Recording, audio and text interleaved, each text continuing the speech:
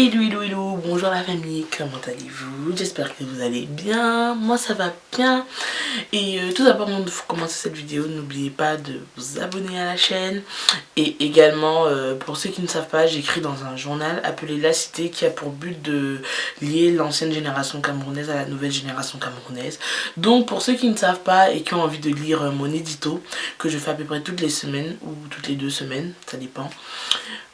C'est dans la bio, vous aurez toutes les informations. Donc, en fait, aujourd'hui, je vais vous faire une story time.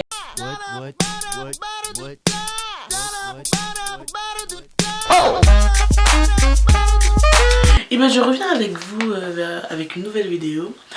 Cette fois-ci, ce sera un peu différent des autres. Ce sera plus une story time. Ma première story time. Et oui. Bref, c'est ma première story time. Et je voulais aborder en fait un sujet concernant les parents. Les parents africains. Bon, pas les parents africains forcément, mais en gros, les parents en général. Et le sujet en fait par rapport aux parents, c'est plus par rapport à la désobéissance. Je sais pas, déjà tous les enfants là, on va pas se mentir, hein, on a tous désobéi à nos parents.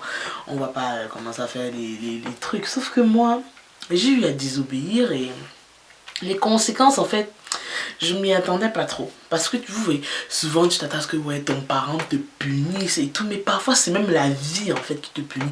Donc ça t'a dit que c'est le karma qui te punit. Pour ceux qui croient au karma. C'est la malchance. Comme on me dit souvent, la malchance est pire que la mort. Comme je dis souvent là. Voilà, j'ai 2 petites anecdotes à vous raconter. Il y en a une, bon maman, si tu regardes cette vidéo, tu vas même découvrir ce qui s'est passé. Donc voilà que, voilà, pour ceux qui me suivent depuis, savent que je suis en échange aux États-Unis. Et à mon arrivée aux États-Unis, je me sentais pas très bien, enfin le système, j'aimais pas beaucoup. Je venais de Dakar où j'ai fait un stage. Donc déjà tu sors du stage, tu arrives encore à l'école, en plus dans un système différent. Bref, il n'y a pas de souci. Bon, j'ai eu mon petit temps un peu de dépression là, j'aimais pas, enfin je me plaignais de tout. Enfin c'est comme ça, hein. Quand tu arrives dans un nouvel endroit, il y a 5 stages, c'est comme le deuil, il y a 5 stages où tu arrives, tu aimes, après il y a le moment où tu déprimes, et après il y a le moment où tu t'adaptes, enfin etc. Moi j'étais dans le moment de déprime, en mode je veux seulement back, je veux seulement rentrer chez moi. Donc je suis là et tout, je déprime. Je déprime. Une de mes amies m'écrit une semaine avant, elle me dit oui, avec un autre de nos amis, on va aller à Miami. J'ai une autre de nos amis encore. Je dis à ma pote, ouais, je suis pas sûre, peut-être. Voilà comment, la semaine du voyage, elle m'écrit le lundi pour me dire oui, non, on va jeudi à Miami. Donc dans ma tête, je me suis dit, attends, tu viens d'arriver, tu n'as même pas encore fait les destinations, en plus tu te sens mal, va retrouver tes amis, copine.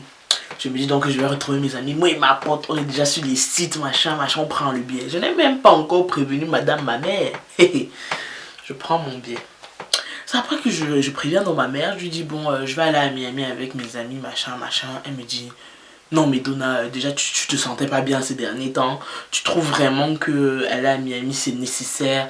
Enfin, tu es encore en train de t'adapter, tu as du temps. Je dis à ma mère que non, je veux partir. Ma mère me dit, dans tous les cas, tu fais ce que tu veux, mais moi je suis contre. Ah, quand elle me dit d'abord ça, je m'assois. Je me dis, Donna, si l'avion l'a pas fait, le crash. Donc vous voyez, je commence un peu à me poser les questions. Elle me dit non.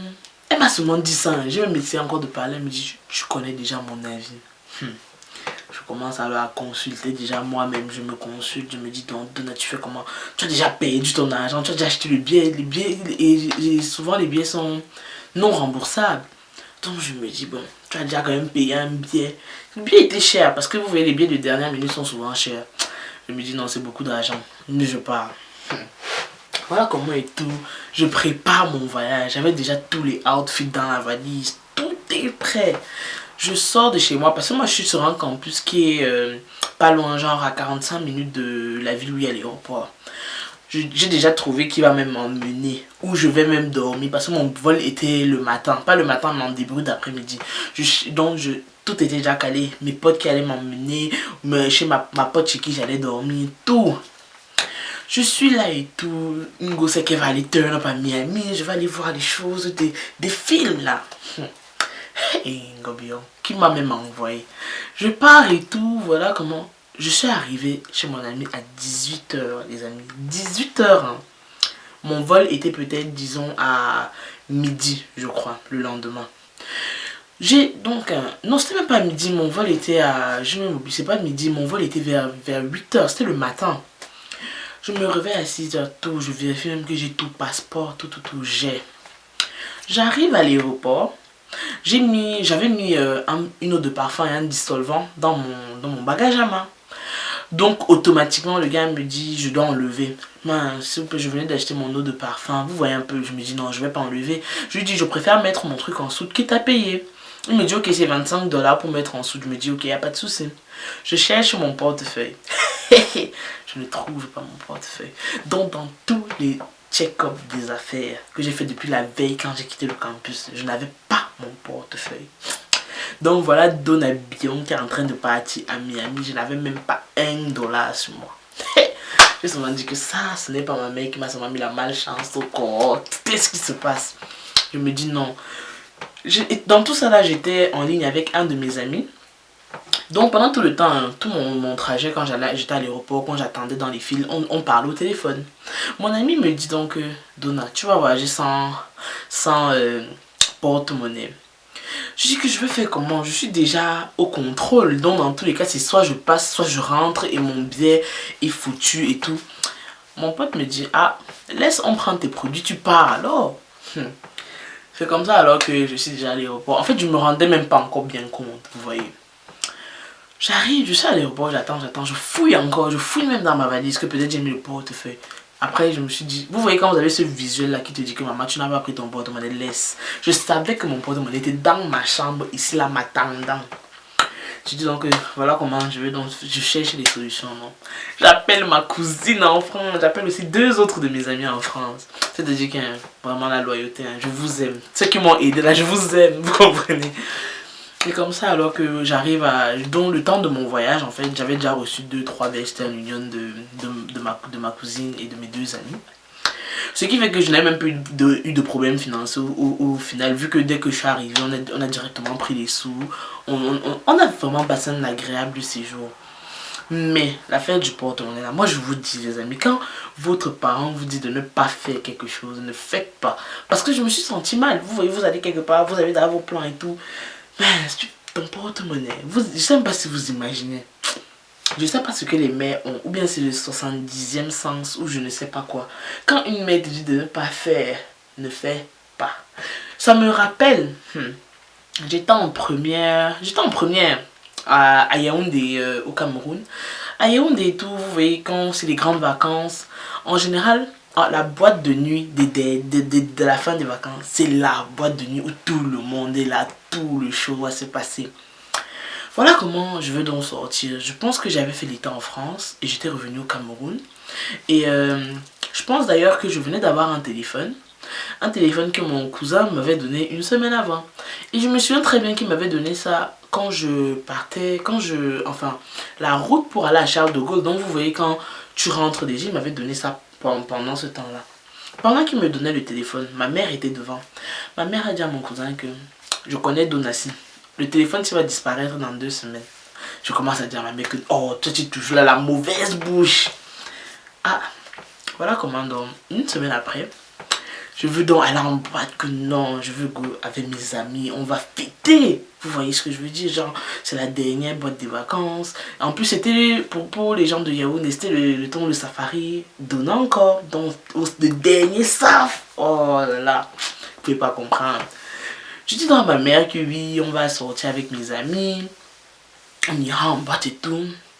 Elle me dit, ok, tu vas sortir avec tes amis, mais tu peux aller partout, mais ne va pas au safari. Ha! Comment? Donc le seul endroit, le seul endroit où moi je veux partir, c'est là où tu me dis de pas partir quoi. Je dis à ma mère que non, maman je sors, mais je vais aller au safari. Elle me dit que j'étais donné l'autorisation, tu peux sortir, mais ne pars pas seulement à la boîte là. Et que toujours moi non, je commence à réfléchir, je réfléchis que ça vaut même le coup ou pas. Tous mes amis partent au safari, je vais rester. Je vais partir où en fait? C'est même pas comme si j'avais une alternative que ouais, il y a quand même d'autres de mes amis dans un autre endroit. Je prends mon courage à 2 mains, donc AK, et pas le même quoi. Erreur, 404 erreurs. Not found. J'arrive au Safari. Avec mes potes et tout, j'avais une petite bandoulière là. Ouais, j'avais une petite bandoulière où j'ai mis mon téléphone. J'ai mis mon téléphone, ma carte d'identité, le téléphone de ma copine. En passant, ma chère copine, je te donne même encore un téléphone. Non, non, tu sais, bientôt quand on sera riche là, tu connais non. Voilà comment alors on est sur la piste de danse du Safari. Bien évidemment, le Safari est full, vu que tout le monde, c'est la dernière boîte des vacances comme je vous ai expliqué. Safari est full, tout le monde danse, tout le monde... On dit put your hands up in the air sometime, saying hey oh. C'est comme ça aussi que le gars m'a mis 2 doigts dans mon sac, hey oh. Il a seulement pris il a pris mon téléphone, le téléphone de ma copine, ma carte d'identité. J'ai seulement ressenti quelque chose. Je n'ai plus le temps de me rendre compte, je l'ai vu partir. J'ai commencé à courir, j'ai essayé de rattraper le gars, rien. On avait déjà pris mon téléphone, on avait pris le téléphone de ma copine, on avait pris ma CNI. C'est-à-dire que le jour là, je me souviens que j'avais pleuré. Ma copine m'a rassurée, elle me dit non, ça va, t'inquiète pas. J'ai pleuré. J'ai dit que ma mère m'a dit de ne pas venir, c'est pourquoi je suis venue. Je suis rentrée chez moi. J'ai passé toute la journée de dimanche dans le lit, en train de pleurer. Et non seulement, je ne pleurais même pas. Je regardais seulement Supernatural. Non, je regardais Vampire Diaries. Il y avait une dernière saison qui était sortie, donc j'ai passé tout mon dimanche dans la chambre. À un moment, même ma mère est venue vers 16h, que tu es même encore en vie ou bien qu'est-ce qui se passe. Je dis que non, il n'y a rien. C'est que j'ai peut-être pris mon courage en 50 même pour aller dire à ma mère qu'on a volé mon téléphone. Pourquoi j'ai encore le téléphone? J'ai souffert. Ma mère a dit voilà, ton cousin a eu confiance en toi. Je t'ai bien dit de ne pas partir, tu es parti. Donc, et ça ce n'est même que parmi certaines histoires. Donc j'ai même oublié certaines parce que moi je sais pas ce que, ou bien c'est seulement ma mère, mais je suis sûre que vous aussi vous avez des expériences comme ça. Si vous en avez, mettez des commentaires, n'hésitez pas à les partager parce que je sais que les mères ou les parents en général, quand on te dit de pas faire un truc, il y a un mauvais truc qui va se passer. Bon, pas tout le temps, hein. Faut pas quand même qu'on exagère, sinon tous les enfants seraient déjà maudits ou auraient déjà des douilles. Mais une chose est sûre, ne désobéissez pas à vos parents. Et maman, si tu regardes cette vidéo, je sais que tu vas regarder cette vidéo. Tu es ma première fan, tu es ma mère, voilà. Voilà, je vais essayer de ne pas te désobéir et d'être un enfant modèle. Voilà. En tout cas, ciao, ciao. Et si vous avez d'autres, si vous avez vraiment, mettez en commentaire si vous avez eu une galère du genre. Parce que moi, histoire galère là, plein de story time vont venir. Plein de bisous.